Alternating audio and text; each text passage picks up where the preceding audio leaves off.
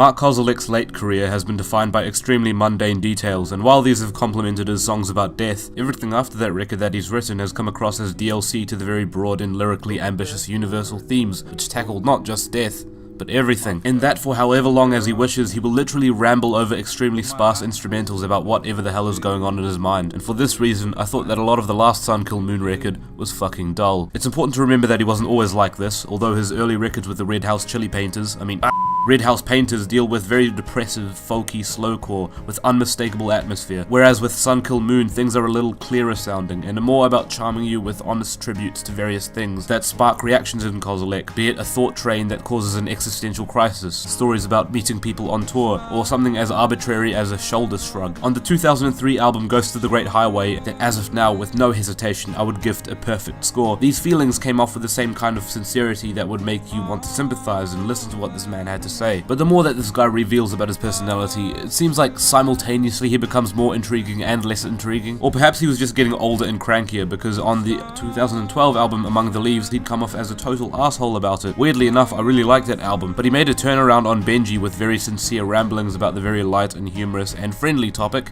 death. With not even a second of hesitation, I was excited to hear more of this unfold on later Sun Kil Moon albums, but like a doctor checking for blood type, he has really started to test my patience. Some of these trains of thought are so monumentally boring, I genuinely have to wonder what brought this man to put them on record and release them. But I realize a lot of people enjoy his music, so maybe I'm on the wrong side of history. But if the right side of history features self-absorbed ramblings as if Kozelek just picked up and is reading the morning paper, then for once, maybe it's just good to be wrong. Mark Kozelek's self-titled album is 90 minutes, which was a red flag and sadly not Red House. But further than that, the instrumentals here are surprisingly really good, around 60% of the time. The other 40% I'm wondering who managed to record me learning tab when I was 9. From the moment it begins, Mark Kozelek sports a rather lovely acoustic guitar loop, but then sings "Had dim sum for breakfast this morning," and from that moment onwards I realize what I'm getting into. Although this opening track, This Is My Town, embodies a lot that I do not like about this album, it is actually one of the best songs on the album, for reasons that I'll get onto later. I just need to trail onto another thing entirely, Mark Kozelek style. I can't say that these moments have any semblance of direction, and each song feels stuck in its own freeze-framed moment until Kozelek decides to move on to the next one. And believe me when I say that at times I give so little of a toss about what he's saying. I've been a fair critic though, and I actually read these lyrics along with the songs, and my word, you can totally cut out so much of this shit and get to the crux of the story. I know Kozelek's late career has been rooted in leaving in the details, but when you have nothing to focus on, no overarching theme, no thread between each track, Kozelek seems to just lose focus of where he's going, and goes on tangents as mundane as actual geometric tangents. With all due respect, or as much as I could give before I dozed off, I was enchanted by a few instrumentals, and wow, melodies too! It's as if Kozelek still has it in him to write a compelling song lyrically and melodically, but it's drowning in a lot of minutes of songs featuring none of that at all. The opening track, This Is My Town, has a genuinely wonderful instrumental, and its little shift into another guitar loop occasionally really helps keep the track from stagnating, and even feels as if the man is moving into another scene or mood. I mean, I don't give a shit about what he's saying because I zone out really quickly, but it sounds nice, I guess. He's describing his town, its home,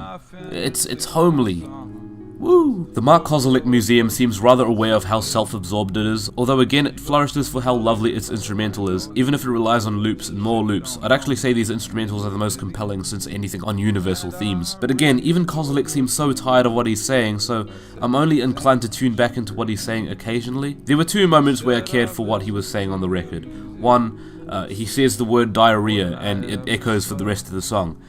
Cheers, bro. 2, My Love for You is Undying, where everything feels continuous and ongoing as he describes things around him, so usual and commonplace and everyday that they genuinely could compare to his affection. Also, again, the instrumental accompanying it is actually, like, it sounds nice. The issue though, the song is 10 minutes long. Forget his love undying, neither is the song. Mark Kozelek is an embodiment of world building that isn't lazy as in not trying, because clearly he's saying a lot, but lazy as in, it's as if he couldn't be bothered rendering any of it down. And that's a shame because it sounds good if you just tune into the guitar melody writing and layering, but that's not enough to carry it for 90 minutes really. And so Mark Kozelek receives the accolade of a very tired, impatient 4 out of 10. But to be honest, I don't think he's here to care.